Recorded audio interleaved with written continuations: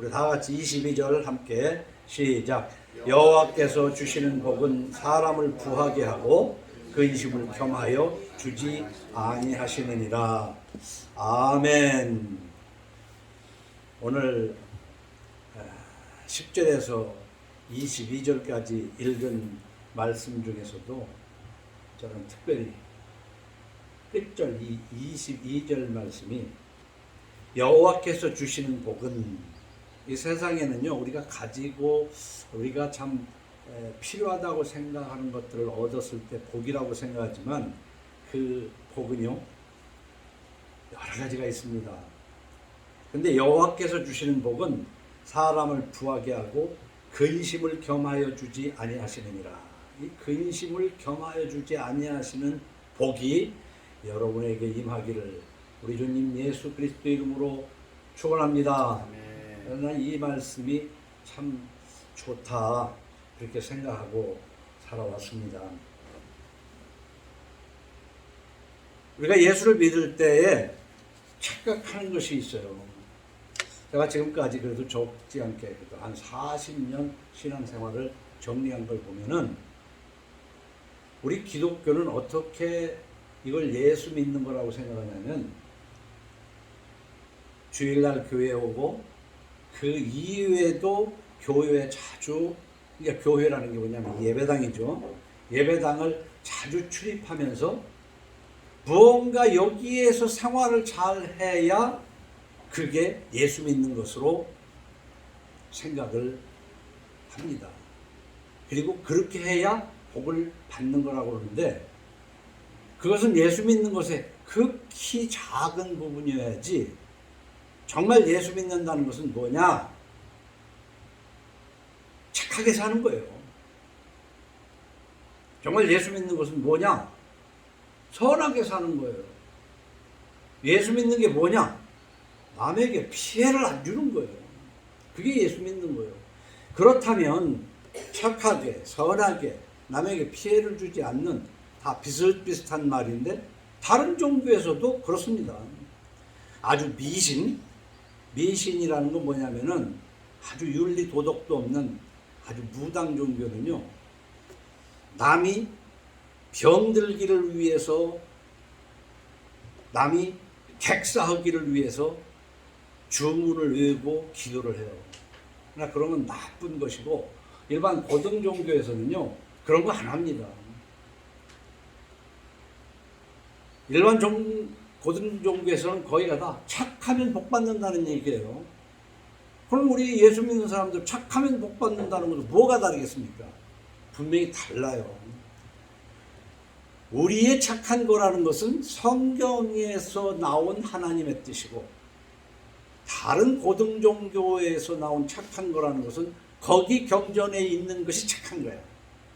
응? 말은 같은 착한 거지만 내용이 달라요.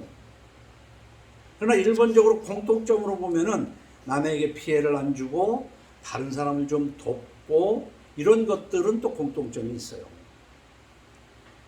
그러나 우리가 예수 믿으면서 착하고 선하고, 그래서 가정 성화교회, 가정이 성화할 때, 성화가 뭡니까? 하나님 뜻, 성경에 기록된 대로 하나님 뜻대로 순종하면서 살아가는 게 성화거든요. 근데 이 성화를, 이걸 모르면 안 돼요. 성화 전에 반드시 중생이라는 게 있다 이 말이에요. 태어남이 있다. 그걸 거듭남이 있다.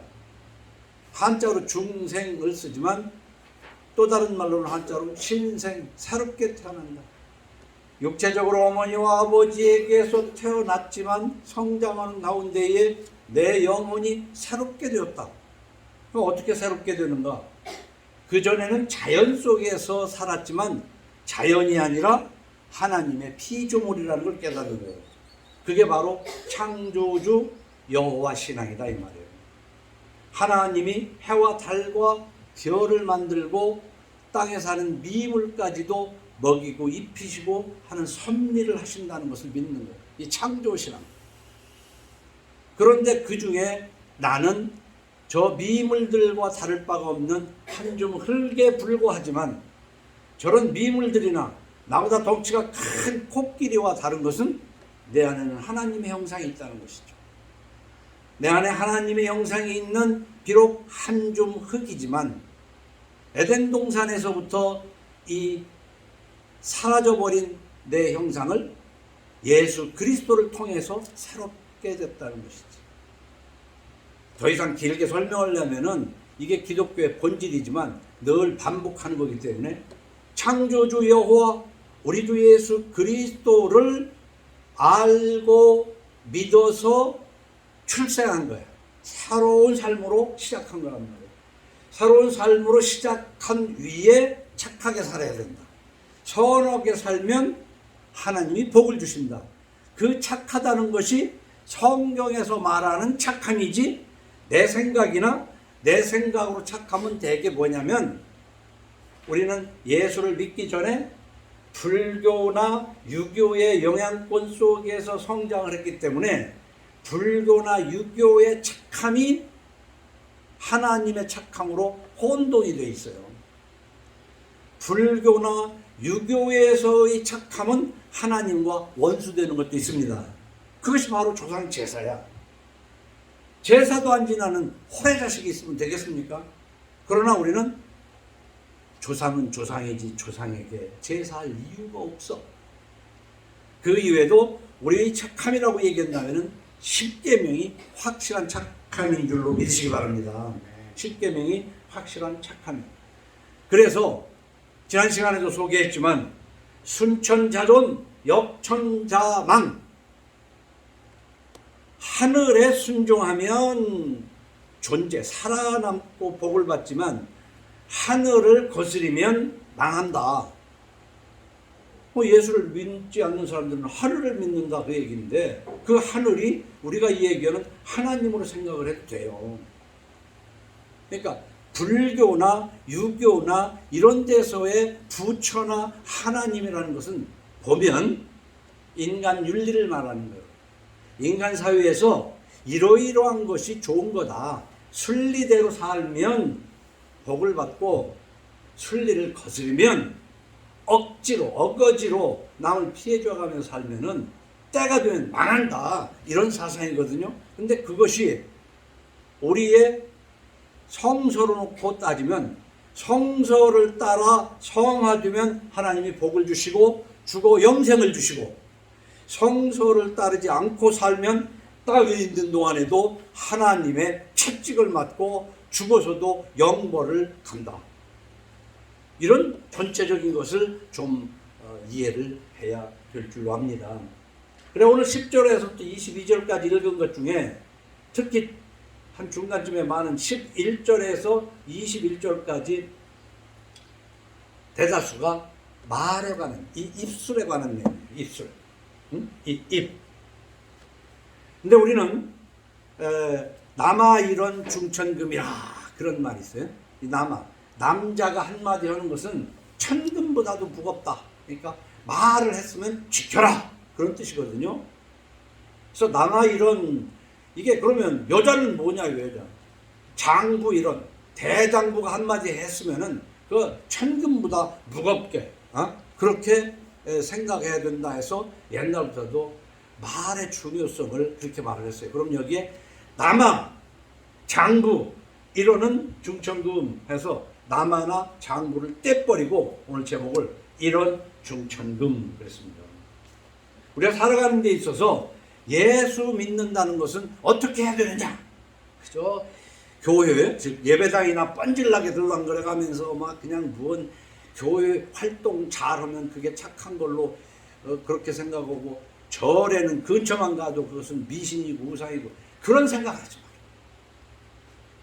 예배당은 안 와도 돼. 가정에서 때 맞춰 정말 토요일 날 엿새 동안 내가 얼마나 하나님 뜻에 선행을 했는가. 내일은 좀 쉬자. 내 몸도 기계가 아니니까 하루는 돈벌이해서 쉬자 하면서 못다한 하나님 말씀을 깨닫기 위해서 하루를 거룩하게 지키고 예배드리고 이 준비를 하는 거예요. 이렇게 살아가는 동안에 하나님이 이제 복을 주시면 복을 주신 만큼 받아가는 거예요. 그런데 그 중에서도 이런 중천금이라는 제목을 여기에서 말이 그만큼 중요하다는 것은 뭐냐면요. 우리 하나님을 여러 가지로 표현할 수 있지만 하나님은 말씀의 하나님인 줄 믿으시기 바랍니다. 우리가 존재하게 된 것이 뭘로 존재하게 됐냐면은 빛이 있으라 하시며 빛이 있었고 하나님의 뜻 가운데 말씀하시는 대로 존재하게 된 거야. 그리고 삼위일체 하나님께서 우리가 우리 형상대로 사람을 남자와 여자로 만들자. 그렇게 말씀하시고 하신 거예요. 그리고 난 다음에 너희가 이것은 다 네 임의로 먹되 이것만 먹지 마라. 말씀을 하신 거예요. 그래서 저는 예수 믿으면서 그런 생각을 해요. 누구 못지않게 저도 말이 많거든요. 아직 희망이 있을 때는 말을 해요. 막 화도 내고 욕도 하고. 근데 희망을 꺼버리면 말할 필요가 없거든요. 저는 그런 생각을 해요. 말이라는 건 무슨 얘기냐면 내가 이 얘기를 저 사람한테 하면 들을까? 얘기해봐야 귓등으로도 안 들을걸? 이라고 생각하면 말 안 하죠. 왜 합니까 그걸 말을? 여러분도 한번 생각해 보세요. 하루 종일 말하지만 내 말한 것이 이루어지는 것이 얼마나 있냐 이거야. 그러면 내가 말해봐야 이루어지지 않는다고 생각을 하면 말할 필요가 없는 거예요. 그래서 구약과 신약의 사이에 구약과 신약 사이에 하나님이 침묵하신 400년이 굉장히 중요합니다. 그래서 저도요, 하나님도 끊임없이 말씀하셔요. 하신 말씀인데 또 하고 하신 말씀인데 또 하고. 성경 읽어보세요. 핵심은 몇 마디 없어요. 십계명 안에서 살아라는 거예요. 그런데도 말씀을 많이 하셔요. 그러다가 말을 안 해버립니다. 그래서 저도 그래요. 가정의 처자식이니까 할 수 없이 하고 또 얘기하고 하고 또 얘기하지. 일반인에게는 내 말을 안 들을 사람한테 뭐 때문에 얘기합니까? 어? 내 말을 얘기해봐야 안 들을 얘기 같으면 안 하는 거지. 이게 말이다 이 말이야. 왜? 하나님은 말씀으로 우주간 만물을 창조하셨고 그 다음에 말씀으로 나에게 요구하시는 거예요. 그래서 성경에 말씀을 읽어서 하나님의 요구를 찾아서 하나님을 존중하는 거야. 그게 신앙생활이에요. 하나님을 존중하는 게 뭐예요? 하나님이 말씀하시는 것을 듣는 것이지. 응?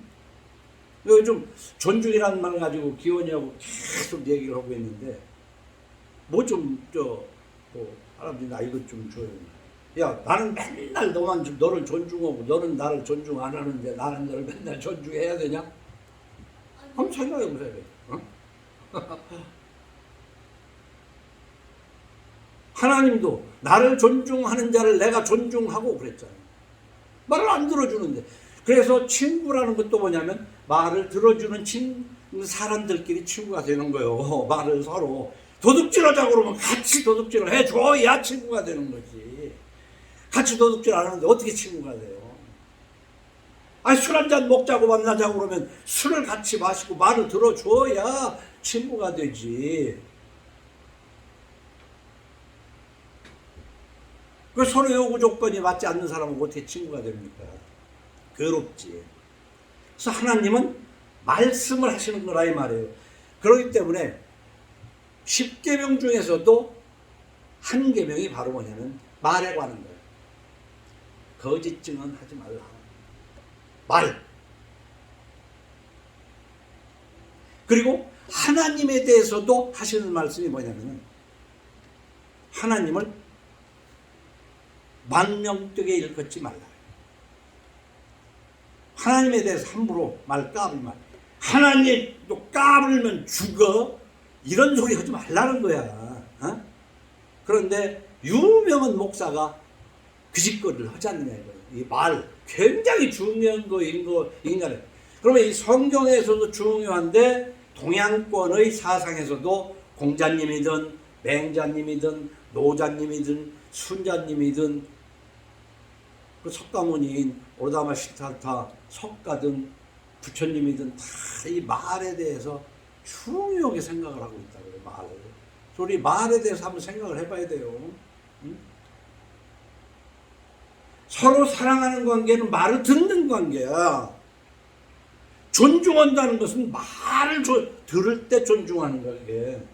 막 돈은 막 갖다 바쳐, 어떤 사람한테. 근데 그 사람 말 들어? 돈 갖다 바치고 뇌물로 움직이려고 그러는 것이 이게 존중하는 거냐고. 존중은 말을 들어주는 거야. 무조건 틀린 거, 내 뜻하고 같은 것을 들어줄 이유는 없는 거지. 그러니까 그 같은 것끼리. 그런데 오늘 11절서부터 11절에 보면 의인의 입은 생명의 샘이라도 악인의 입은 독을 머금었느니라 그랬잖아요. 대조적으로 의인이 하는 말, 악인이 하는 말. 근데 이 말이라는 건 입을 통해서 하는데 소통이에요. 소통 서로. 가만히 있으면 잘 모르잖아. 모르니까 말을 하는 거지. 야, 가자. 가는데 어디를 가냐? 뭘로 가냐? 몇 시에 가냐? 의사를 얘기를 해가지고 얘기해서 몇 시에 차를 타고 거기를 가자. 이렇게 되는 거란 말이에요. 근데 이 말을 안 하면 서로 의사소통이 안 돼가지고 가자는 것인지 앉아있다는 것인지 가긴 가는데 이쪽으로 가자는 것인지 저쪽으로 가자는 것인지. 그래서 하나님이 죄인된 인간들을 벌하기 위한 방법이 여러 가지 있지만 말이 소통이 안 되게 한 것이 바벨탑 사건이에요. 탑을 쌓는데 한쪽에서는 막 벽돌을 이렇게 날르고 한쪽에서는 뭐 역청을 날르고 그다음에 이리 가지고 저리 김씨 이리 와 저리 와 하고 서로 말을 해가지고 싸는데 서로 말이 안 통하는 거야. 언어를 혼잡케 하셨다. 난 그래서 가정에서도 제일 중요한 것은 뭐냐면 부부 간에, 부모 자식 간에, 형제 간에 말이 통하는 거야. 말이. 언어가 통해야 돼요. 그래야 탑을 쌓아나갈 수 있는 거야. 하나님이 원하는 탑을. 근데 이게 안 되면, 언어가 소통이 안 되면요, 열심히 사는 것 같은데 엉뚱한 짓을 하는 거야, 서로. 한쪽에서 남편이든 아내든 열심히 벌어서 모은 돈 가지고, 그 돈 가지고 아내가 번 돈으로 남편이 번 돈을 아내가, 부모가 번 돈을 자식이 엉뚱한 대로 처발러 가지고 망하는 곳으로 가는 거야. 뜻이 안 맞아가지고. 말은 맨날 서로 말을 많이 하지. 근데 의인의 입과 악인의 입은 어쨌든 소통하는 건데 의미가 다르기 때문에 서로가 이해를 못해요. 그래서 우리는 이제 여러 군데서 볼 때, 저는 이제 이런 말이 많다고 그런 게요. 말이 많다는 의미가 여러 가지거든요. 아는 게 많기 때문에 가르치려고 말이 많을 수도 있고, 들어봐야 아무 서말을 봐도 한 주먹도 안 되는 말이라는 거예요. 많이 했어. 하루 종일 말을 했는데 핵심이 없어. 뭐고 도움되는 것도 없어. 그런 말하는 것도 있어요. 그런가 하면 말은 말인데 지 눈에 들보는 깨달지 못하고 남의 눈에 티만 자꾸 얘기하는 거 있잖아요. 그래서 말하기 좋다 하고 남의 말은 말할 것이, 남의 말 내 하면 남도 내 말 하는 것이, 말로써 말 많으니 말 말할까 하노라. 이런 말 할 필요 없어요. 앉아가지고 코주할 말주할 누구 험담하는 얘기. 그러면 그 사람도 내 험담을 한다 하는 이런 유명한 시조도 있어요. 그런가 하면 우리가 돈 좋아하잖아요. 돈을 뭐 하루 종일 땅을 파봐요. 뭐 10원짜리 하나하나 나와요. 힘들게 한다고 해서. 그런데 말 한마디에 천냥 빚도 갚는다 하는 말 있잖아요. 적절한 때의 말. 그래서 적절한 때의 말은 잠언에서는 뭐냐면은 은장반에 옥굿을 갖다 그랬어. 구르는 소리 같다고 그랬어. 이 말도요, 참 정말 천차만치입니다. 입 꼭 다물고 침묵이 금이다 그랬어. 말을 안 하는 것이 금일 수 있어. 왜냐하면 그 비슷한 말로 말이나 하면 중질이나 같이 하는 거 있어. 차라리 입 다물고 있으면 그 사람이 뭔 생각을 하고 있는지 모르는데 말을 함으로써 무식이 드러나고 나쁜 생각이 드러나고 아주 허접한 것이 다 드러나, 이 말로. 응? 그래서 말 한마디가 대포할 만개도 당한다 하는 말이 있어요. 이게 말 한마디로 천냥빚을 갚는다. 정말 빚지고 살기 얼마나 힘듭니까? 근데 적절한 때 그 한마디, 그 할 수 있는 말 한마디로 빚이 탕감이 될 수도 있고, 말 한마디로 천장 빚이 져가지고 평생 고생할 수도 있어. 이 말 한마디 잘못해가지고. 그래서 말 한마디로 사람이 죽기도 하고 살기도 합니다. 이 오늘은 이런 중천금이라고 했는데, 남아 이런 장부 이런 그 고사성어 가지고가 아니라 성경에도 있고 두루두루 해가지고 이 말이 얼마나 중요한 것인지. 근데 무조건 말만 안 하면 되느냐? 그렇다고 무조건 말만 하면 되느냐? 차라리 입 다물면 중찌르 나가고 침묵이 금인 경우도 있어요. 그러나 성경은 뭐라고 하냐면, 예할 것은 예하고 아니라 할 것은 아니다 하라, 그 말이야. 근데 예할 것도 예할 줄 모르고, 아니라 할 것도 그 아니라 말을 얘기하면 또 안 되니까 그 아니란 말도 못하고, 이 말을 제때에 해야 하지 못하는 것을, 예수 믿는 것은 뭐냐? 말을 잘하는 거야. 예수 믿는 거야. 말을 잘한다는 것이 말을 많이 한다는 것이 아니라, 정말 적절한 때에 해야 할 말은 하고 안 해야 할 말은 안 하고, 침묵할 때는 침묵하고, 많이 해야 할 때는 많이 하고. 왜? 조금 얘기해가지고 못 알아들으면 밤새도록이라도 설명을 해야 되고. 그 남아 이런 중천금에, 남아 장부 이런 중천금에 남아나 장부는 빼두고, 여자도 똑같습니다. 예수 믿는 데 있어서 이 말에 대해서 남자와 여자가 다를 이유가 없다, 그 말이에요. 그래서 야고보서 3장 1절 말씀을 보면, 어제 전화기로 보내드렸습니다만, 야고보서 3장 1절에서 11절까지 있는 말씀을 한번 읽을 때 귀로 잘 들어보세요. 내 형제들아, 너희는 선생된 우리가 더 큰 심판을 받을 줄 알고. 그래서 선생된, 이 선생이라는 게 뭐냐면 말하는 사람이거든. 말로 가르치는 사람이거든. 그렇기 때문에 이 선생된 자가 가르칠 걸 안 가르치고 안 가르칠 걸 가르치면은 큰 문제예요. 응? 선생이 많이 되지 말라. 이게 선생하지 말라. 그 얘기는 진짜로 선생하지 말라는 게 아니라, 그만큼 선생은 말을 잘해야 된다. 이 잘해야 된다는 것을 오해하곤 한데, 우리가 얘기가 다른 데로 가는 것 같지만 잘이라는 말을 참 오해한다고. 그 사람 잘 살아. 비싼 집에서 비싼 차 타고 비싼 옷을 입으니까 잘 산다고 그러는데, 그건 잘 사는 게 아니야. 바르게 사는 것이 잘 사는 거야 되잖아. 어? 잘. 저 사람 말 잘해. 말만 그냥 어디서든지 무슨 말이든지 제발 그러니까 말 잘하는. 정말 옳은 말을 해야 할 때 할 줄 알아야 그게 말 잘하는 거지. 그러니까 여기에서 뭐예요? 선생이 많이 되지 말라. 왜? 말을 잘 하지 않으면 안 되기 때문에. 2절서부터 이렇게, 우리가 다 실수가 많으니 만일 말에 실수가 없는 자라면 곧 온전한 사람이라. 이 말이 아까 읽은데, 말하기 좋다 하고 남의 말은 말할 것이, 남의 말 내 하면 남도 내 말 하는 것이, 말로써 말 많으니 말 말을 가노라. 여기 이 말자만 여러 들어가. 이거 뭐 외제하는도 그렇잖아요. 남이 헌담하지 마. 말 좋아한다고. 그럼 그 사람도 그렇게 하고.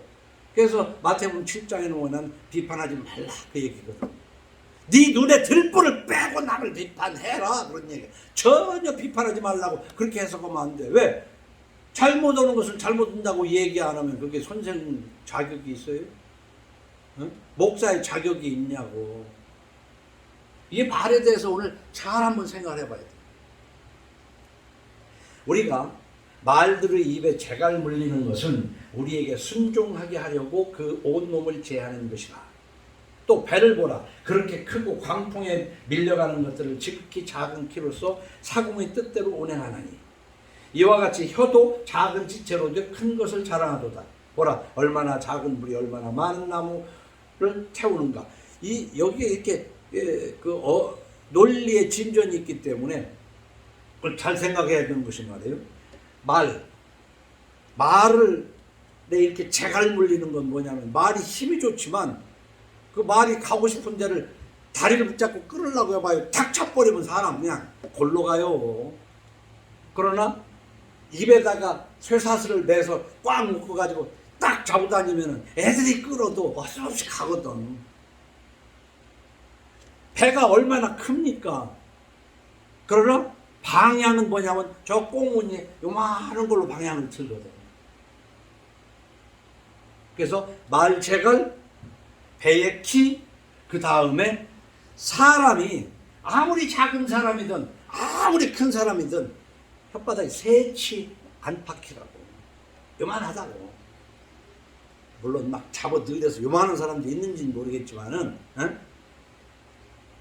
그래서 지옥에 가면 또 그래 혀가 길다고 그러니까 지옥에 가니까 여러 모양인데 어떤 사람은 혀를 빼가지고 기둥에다 묶어놨더래. 근데 저 사람은 뭔 줄을요? 살아서 하는 말 거짓말만 해서 그러면 혀를 여기다 묶어놨다. 응? 자, 그래서 말의 재갈, 배의 키, 그런 것처럼 이와 같이 혀도 작은 지체로 큰 것을 자랑한다. 보라 얼마나 작은 불이 얼마나 많은 나무를 불 지를 때 막 불을 막 큰 불을 갖다 놔야만 불이 나는 게 아니거든. 조그마한 불씨 가지고 산을 태우고 막 그 큰 건물이 그냥 도가니 이렇게 하는 것도 이렇게 부싯돌이든 라이터불이든 작은 불똥 하나 가지고 시작합니다. 말 한마디에 사람이 죽고 살기도 하고 말 한마디에 천냥빚을 갚기도 하고 말 한마디 가지고 인생이 달라진다. 그 얘기를 좀 하는 거예요. 그게 야고보서 3장 말씀을 잘 생각해보세요. 말이 얼마나 중요한가. 혀는 곧 불이요 불의의 세계라. 혀는 우리 지체 중에서 온몸을 더럽히고 삶의 수라바퀴를 불살라니. 혀는 불이라는 거예요. 나쁜 의미로 따지면 이 말 한마디 가지고 한 집안을 막 들쑤시겨 놓기도 하고 한 집안을 그냥 몽땅 불살라 태워버리는, 그냥 망하게 해버리는 게 이 혀란 말이에요. 이 혀말. 그러면서 7절부터 하는 얘기는 여러 종류의 짐승과 새며 벌레와 바다의 생물은 다 사람이 길들일 수 있고 길들여 왔거니와 그러잖아요. 네? 사람이 코끼리도 길들이고 심지어는 뭐야 벌레들도 길들이잖아요. 이쪽으로 가면 이쪽으로 가고 저쪽으로 가면 저쪽으로 가고 방개 같은 것도 막 훈련시켜가지고 이렇게 하고 이 세상에 길들일 수 없는 것이 새도 길들이고 사람이 참 길들이는 게 많아. 그런데 이놈 혀만은 길들일 수가 없더라. 그게 여기 나오는 거예요. 혀는 능히 길들일 사람이 없나니 쉬지 아니하는 악이요 죽이는 독이 가득한 것이라. 이것으로 우리가 주 아버지를 찬송하고 또 이것으로 하나님의 형상대로 지음을 받은 사람을 저주하나니 한 입으로 찬송과 저주가 나는도다. 내 형제들아 이것이 마땅하지 아니하니라. 샘이 한 구멍으로 어찌 단물과 쓴물을 내겠느냐. 샘도요 쓴물 나오는 구멍과 단물이 같이 나오는 구멍이 아니라 쓴물 나오는 샘은 쓴물이 나오고, 그런데 이놈의 혀는 좋은 말도 하다 나쁜 말도 하다 이런다는 얘기하는 거예요. 그것이 옳지 않다. 그 얘기가 야고보서 3장. 옳지 않다. 정말 침묵이 금일 때가 있습니다. 마태복음 5장 37절에서는 오직 너희 말은 옳다. 옳다. 옳은 걸 옳다고 얘기하라는 거예요. 아니라 하라. 이에서 지나는 것은 악으로부터 나느니라. 옳은데도 옳다고 못하는 것은 악한 마음에서 그 옳은 거 옳다고 못하는 거야. 아니다라고 얘기해야 될 때 그 속에 악이 있기 때문에 아니라고 못하는 거예요. 말 많이 해야 되는 게 아니라 내 생명과 재산이 왔다 갔다 하는데도 옳으면 옳다 하고 아니면 아니라고 할 수 있는 그 말을 할 수 있는 그게 예수 믿는 건 줄 믿으시기 바랍니다. 난 진짜 오늘 살아가면서 가정 성화교회를 만들고 난 다음에 하는 얘기가 예수 믿는 것이 뭐냐. 지난 40년 지금도 한국교회는 뭐냐면 겨우 이 예배당이 모여가지고 예배당에서 막 성가대도 하고 뭐 때로는 청소도 하고 막 주보도 만들고 주보 오는 손님한테 주보도 주고 손님한테 주보도 주고 막 이 봉사하고 그 다음에 막 여전도회 제2여전도회 해가지고 서로 막 만나가지고 뭐하고 그게 잘하면 아주 독실한 신자다 그렇게 말하더라고. 그런데 그 사람 사업하는 거 보면 맨 도적질이야. 사업하는 거 보면 맨 도적질이야. 그리고 그걸 당연한 걸로 알아. 그게 예수 믿는 것이더냐 이 얘기야. 그래서 조용히 집에 앉아서 때 맞춰 내일은 주일이구나 하고 토요일 날 주일을 준비할 정도의 자세에 주일날은 되도록이면은 돈 버는 것과는 멀고 내가 누구 도와줄 일이 있고 내가 하나님의 말을 한마디라도 더 깨달을 수 있을까 하는 거룩한 쪽으로 지내면서 살면 너희는 먼저 그의 나라와 그의 의를 구하라. 그리하면 이 모든 것을 더하시리라는 마태복음 6장 33절 말씀이 임할 줄로 믿으시기 바랍니다. 그게 복 받는 길이야. 다른 거 없어. 그런데 그러다 보니까 예배당에 나가려고 그러면요 대전 사는 사람이 저 신촌교회까지 가려니까 새벽같이 운전하고 가고 막 또 거기에서 여러 가지 봉사하고 밤늦게 가니까 하루 종일 교회를 해서 봉사한 것 같은데 가정에서 예배 드리자고 그러니까 지난주처럼 이 짧은 1시간도 제대로 집중을 못하고 준비를 안 하고 그렇게 하다가 보면은 나중에는요 미국이 이미 그렇게 된 것이 뭐냐면은 크리스찬인데 그 앞에 붙어요. 썬데이 크리스찬. 그냥 주일날만 크리스찬. 그것도 주일날만 크리스찬도 아니야. 벤치 워머. 이 장의자를 엉덩이에 앉아가지고 1시간 동안 덮이고 가는. 어? 앉았다가 하면 따뜻하잖아요 겨울에. 그게 교회다니. 그러면서 그게 또 발전해가지고 부활주일날, 성탄절날 예배당 한번 가는 거야. 우리나라에도요 종교하면 불교라고 썼는데 보면 절에 몇 번 가요. 석가탄신일날 한번 가는 사람도 있고 안 가는 사람도 있고. 그러면서 뭐 조상 제사 지내는 거지. 그 사람이 불교의 핵심을 뭘 아냐면 그것도 아니야. 그냥 부모한테 들은 대로 뭐나 조금 하고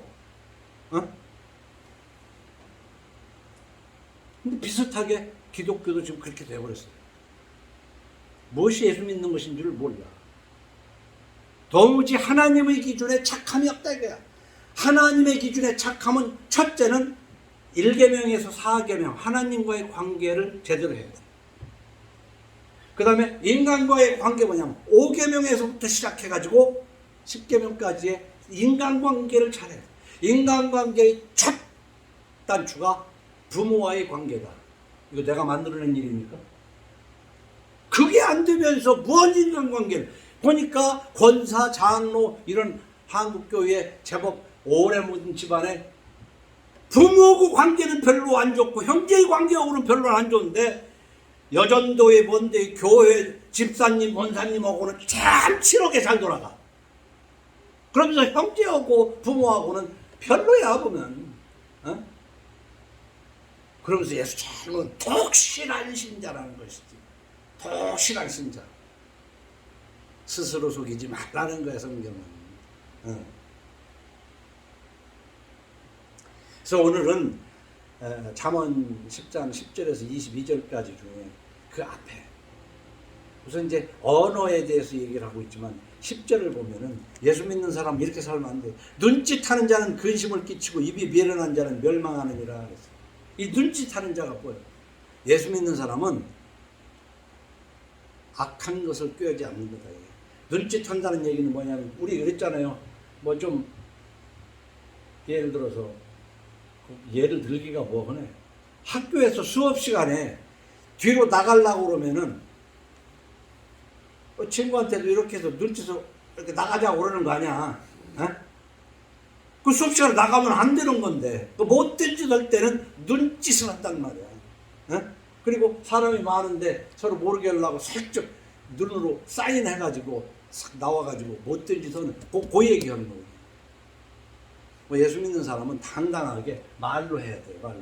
그리고 꼭 그럴 때는 뭐 이랬겠지만은 자꾸 이렇게 귓속말 하는 거 있죠.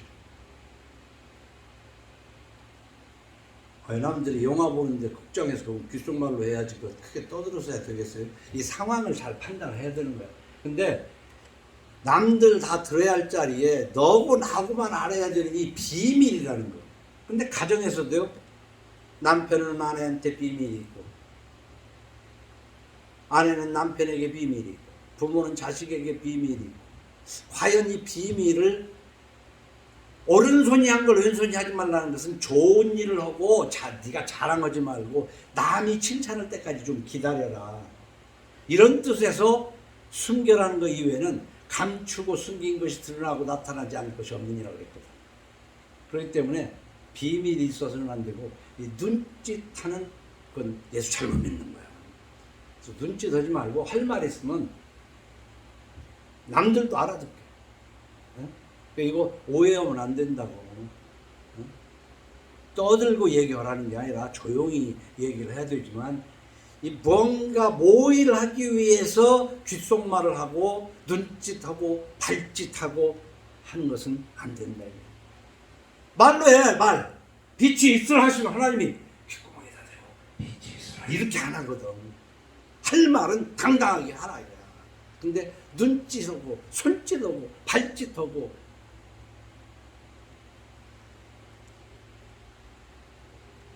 그래서 13절로 14절에 보면 명철한 자의 입술에는 지혜가 있어도 지혜 없는 자의 등을 위하는 채찍이 있느니라. 몽둥이가 있느니라. 이거보다도 채찍이 있느니라 그랬거든요. 이 채찍은 말이나 소나 다루는 거거든요.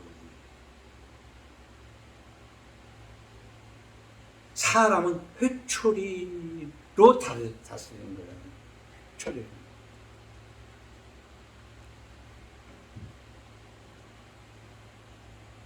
매를 아끼는 자는 그의 자식을 미워함이라. 자식을 사랑하는 자는 근실히 징계하느니라. 우리 예수 믿는 사람은요, 자식에 대해서 이거 분명히 한번 생각을 해봐야 돼요. 요즘 정말 생각해봐야 돼요. 요즘 애들 때리면은 집에서도 폭행이라고 해가지고 이거 문제가 돼요. 때리다 보면 멍도 생길 수도 있지. 근데 못 때리게 하는 거야. 학교에서는 절대 못 때리게 하는 거야. 그게 한쪽으로 치우쳤다 이거야. 왜 사랑의 매 없이 어떻게 가르칩니까? 응? 그러나 잠언 19장 18절에 네가 네 아들에게 희망이 있으니 그를 징계 하되 죽일 마음은 두지 말지니라. 아무리 부모가 됐든 선생님이 됐든 간에 화풀이로 두들겨 패는 거 그게 옳으냐고. 그렇다고 해서 잘못했는데도 아이고 말로 해. 말로 안 되는 거예요 그거. 그런데 지혜가 없는 자는 채찍이 있다는 거예요. 채찍. 그냥 회초리가 아니고 채찍. 짐승 취급을 받는다 그런 얘기예요. 그건 누가? 하나님이 짐승 취급을 하십니다. 내가 40년간 신앙생활을 하면서 느낀 것을 여기서 자주 얘기하지만은 정말 하나님 사랑 타령하면 안 돼. 하나님은 사랑이시라. 하나님은 사랑이시라. 저 사랑이 뭔지도 모르고 그냥 봐주는 게 사랑인 줄 알아요. 봐주는 게. 안 그래. 하나님은 엄히 징계하셔. 아주 인간이 정말 견딜 수 없을 만한 고통까지도 밀어넣으셔. 왜? 사랑하시기 때문에. 그런데 사랑하시지 않을 때는 뭐냐? 침묵해버려. 하나님의 포기는 침묵인 줄 깨달으시기 바랍니다. 근데 저도 하나님을 믿고 성경을 읽다 보니까 하나님만큼 말이 많아. 그러면서도 정말 웬만한 짓은 다 해도 하나님 짓은 못 하겠구나. 왜? 너무 자주 얘기해야 되고 오래 참으니까. 그런데 오래 참고 침묵하실 때는 진짜, 그래서 욥이 괴로운 것이 뭐냐면 앞으로 가도 하나님은 안 보이고 뒤로 가도 안 보이고 옆으로 가도 도무지 하나님이 안 계신 것 같아. 왜? 그전에 내가 잘못하면은 걸려 넘어지게도 하시고 마음으로 뭔가 양심의 가책으로 깨닫게도 하시고 성경을 읽으면은 아이고 깨달아지게도 하시고 했는데, 이래도 저래도 하나님은 안 계신 것 같은 그 고통이 올 때 욥이 제일 불안하고 괴로워했어.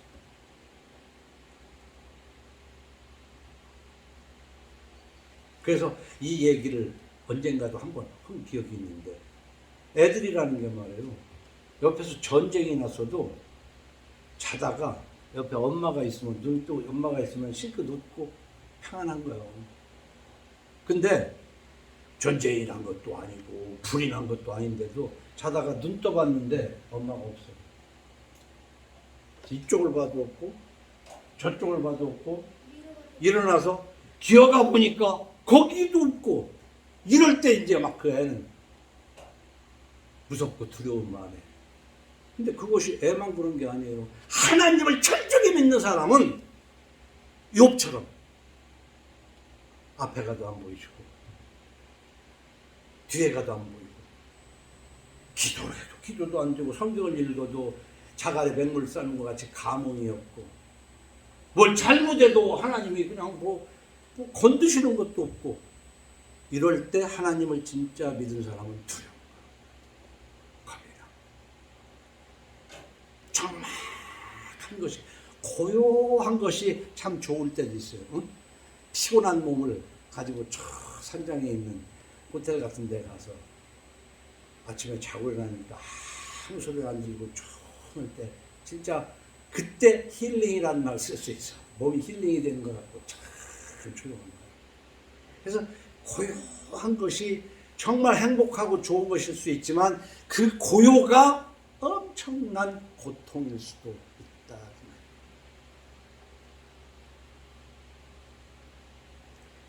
지혜 없는 자의 등을 위하여 채찍이 있는데, 이 채찍을 맞는 것이 오히려 행복인 줄로 깨달으시기 바랍니다.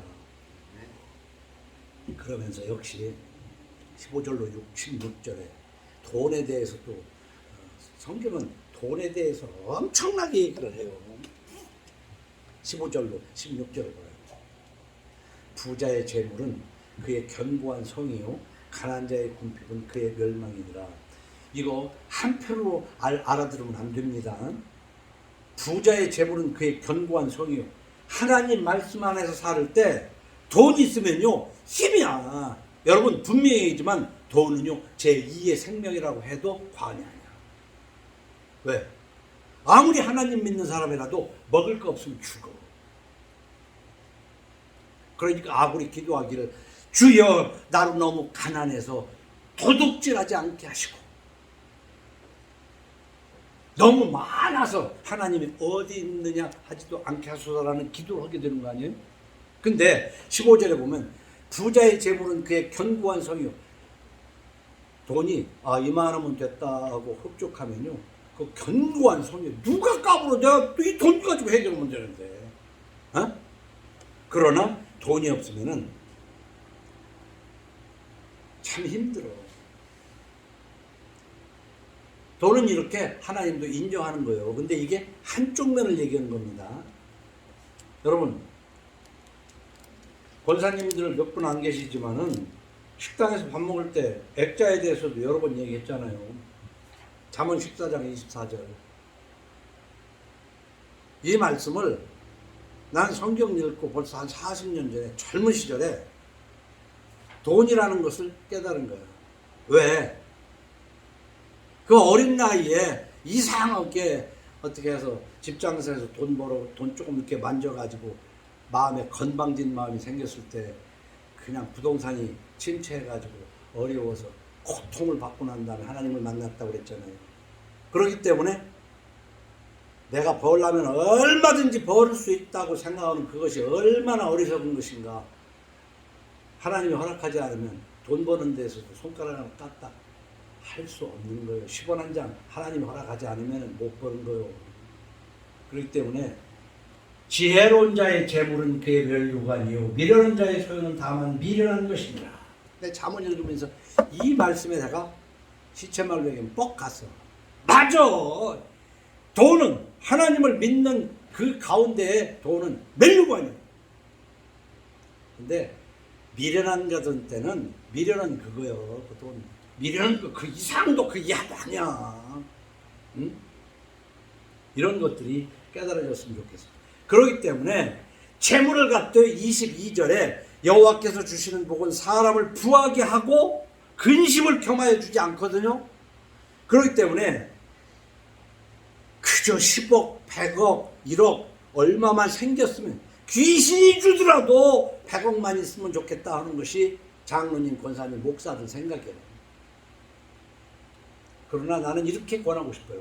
시편 84편 10절에 주의 궁정에서의 한날이 다른 곳에서의 첫날보다 나은즉 악인의 장막에 사는 것보다 내 하나님의 성전 문지기로 있는 것이 좋사오니. 도둑질에서 펜트하우스에서 사는 것보다 그저 하나님이 주신 돈으로 월세집에 사는 것이 낫다. 이게 현실적인 표현이야. 아시겠어요? 이게 예수 믿는 거야. 이게 수단 방법을 가리지 않고 펜트하우스에서 살면서 늘 근심하는 거야. 언제 경찰이 띵똥띵똥 올지. 어? 요즘 정치권 돌아가는 거 봐요. 내가 하는 것은 안 들킬 걸 같으지. 응? 하나님이 주신 것으로 월세라도 따박따박 월세 내가면서 살면 뭐 부러울 게 뭐 있어요. 악인은 쫓아오는 데가 없어도 도망치지만 의인은 사자같이 담대한 거요. 그런데 권사, 장로, 목사라고는 해도 속으로는 발발발발 떠면서 겉으로 누리고 살고 싶어가지고 안달을 한다고. 안달을 해요. 하는 걸 보면 정말로 오늘 이 말씀이 깨달아진다면 오늘 주의를 잘 지키는 겁니다. 그래서 17절에 그렇게 말씀하십니다. 훈계를 지키는 자는 생명길로 향하여도 징계를 버리는 자는 그릇 가느니라. 왜 훈계를 듣느냐? 하나님의 훈계를 얘기하는 거거든요. 부모의 훈계를 얘기하는 거거든요. 하나님을 존중하니까 듣는 거거든. 부모를 존중하니까 듣는 거거든. 목사를 존중하니까 듣는 것이거든. 근데 요즘 보니까 목사는 하나님의 말씀이 아닌 것을 말을 해도 존중한 것은 그 권사가, 장로가 속아서라기보다는 같은 수준이기 때문에 하나님 말씀이 아닌 걸 말하고 그 말을 해야 좋은 거야. 그 말을 해야. 훈계는 한마디로 간섭입니다. 간섭할 부모도 때가 되면 땅에 묻혀버리고 없어져. 영원한 훈계가 있어야 되는데 그게 성소인 줄 믿으시기 바랍니다.